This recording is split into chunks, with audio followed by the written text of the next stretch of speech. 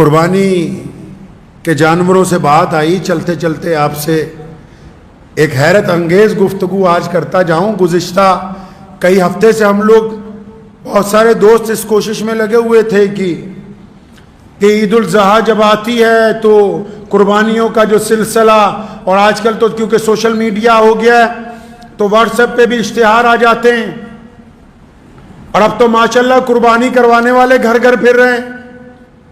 ایک دور تھا کہ خود کرنی پڑتی تھی، اب تو قربانی کروانے والے بندے گھر گھر پھر رہے ہیں، حصہ ڈال لو، حصہ ڈال لو۔ حصوں کا قصہ بھی سن لو۔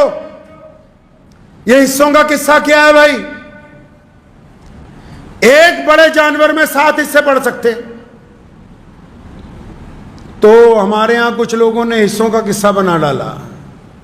اب آپ سوچیں گے کہ کون سا حصوں کا قصہ ہے؟ اشتہار آ رہے ہیں، 250 روپے کا حصہ لے لو، 550 کا حصہ لے لو، 750 کا حصہ لے لو، 1000 روپے کا حصہ لے لو، 1200 کا حصہ لے لو، 1500 کا حصہ لے لو۔ اکثر جب یہ حصوں کی بات ہوتی تو ذہن اس طرف جاتا ہے کہ اتنے کم پیسوں میں اب جانور ملنے لگے ہیں کہ بس 1500 کا حصہ پڑ جائے گا۔ اب اگر تحقیق کی جائے، پتہ کیا جائے بھی آخر اتنی غربت ہے ملک میں، اگر بہت دور کے صوبوں کو بھی پکڑ لیں اتنی غربت ہے کہ 1500 روپے میں بھی قربانی ہو جائے گی، پتہ لگا وہ آن لائن ہی ہو رہی ہے۔ وہ جو قربانیاں کروا رہے ہو آن لائن ہی ہو رہی ہے۔ وہ جو فیس بک پہ، واٹس ایپ پہ بکرا بڑا اور جانور بنا آتا ہے، بس وہ آن لائن ہی، مطلب رسید کٹوا دو، آن لائن ہی قربانی ہو جائے گی۔ اور میں نے یہ سوچا کہ اتنا بڑا فراڈ چل رہا ہے، گنتی کے چند بڑے اداروں کو چھوڑ کے، گنتی کے چند لوگوں کو چھوڑ کے جو مخلص ہیں، ان کے علاوہ ڈاکہ ڈال دیا قربانی کے اوپر لوگوں نے بھی کہ بھائی حصہ ڈال لو، حصہ ڈال لو۔ کتنے کا حصہ؟ بھائی 1000 روپے کا حصہ ہے، 500 کا حصہ ہے۔ میں کہا چلو بھائی اس کے گھر میں حصہ پڑ رہا ہے، جس کو تم دے رہے ہو کم از کم اس کو، یہ تمہیں تو قربان کر ہی رہا ہے نا ماشاءاللہ۔ ایسا کون سا صوبہ ہے بتاؤ تو صحیح، ایسی کون سی جگہ ہے بھائی جہاں 1000 روپے میں قربانی ہو جاتی ہوگی؟ کوئی 2023 چل رہا ہے، اتنے بچے ہو۔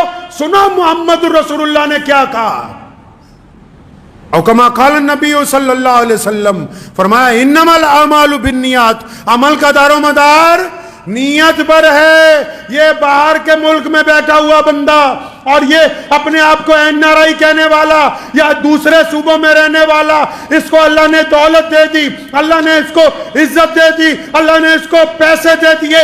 اب جب قربانی کا وقت آیا، یہ نعوذ باللہ اللہ سے ٹھگی مارنا چاہتا ہے۔ یہ سوچتا ہے ایسا بندہ ڈھونڈ جو 1500 میں اس سے ڈلوا دے تے ٹھگا نو گاہاں ٹھاگی ٹکرنے ساتھ نہیں ٹکرنے ہیں۔ قرآن نے کہا ہے نا کہ نیکوں کے لیے نیک، بدوں کے لیے بد۔ اب جو اللہ کو دھوکہ دینا چاہتے ہو، بہترین مال ہونے کے باوجود یہ سمجھتے ہو کہ نہیں اگر چھوٹا جانور خریدیں گے 25-30 ہزار لگیں گے، 1500 میں بس اپنا فرض ادا کر لے، تو بس وہ تمہاری نیت ایک اپنے دل کو بہلانے کی تھی، بس پھر وہ دل کو ہی بہلایا گیا ہے، کیونکہ اللہ آپ کی نیت کو جانتا ہے، کیونکہ 1500 میں کوئی فرض ادا ہونے والے ہے نہیں ہے۔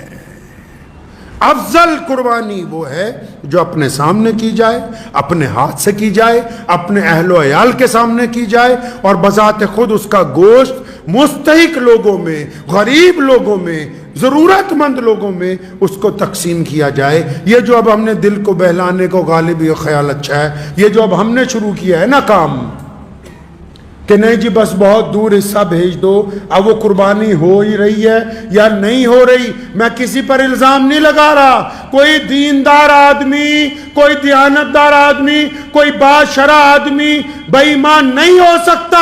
लेकिन याद रखो मुसलमानों, कुछ बेईमानों ने दाढ़ी रख ली है इसलिए हम समझते हैं कि ये दीनदार बंदा है, लेकिन कुछ ठगों ने पहनावा पहन लिया है लोगों के साथ बेईमानी करने का। अब ईद कुर्बा के ऊपर भी बड़े पैमाने पर हर साल ये ठगी हो रही है। अगर आप अपनी आंखें नहीं खोलोगे, खुद नौज बिल्लाह इस्लाम को, शरीयत को, अपने रब को धोखा देने की कोशिश करोगे कि नहीं जी हमने तो बड़ा जानवर इसलिए ले लिया, बहुत दूर यहाँ कहाँ पैसे खर्चते, तो बस फिर जैसी नीयत थी वैसी कुर्बानी हो गई है। दुआ कीजिए अल्लाह ताला हम लोगों को सही माना में कुर्बानी की तौफीक अता फरमाए।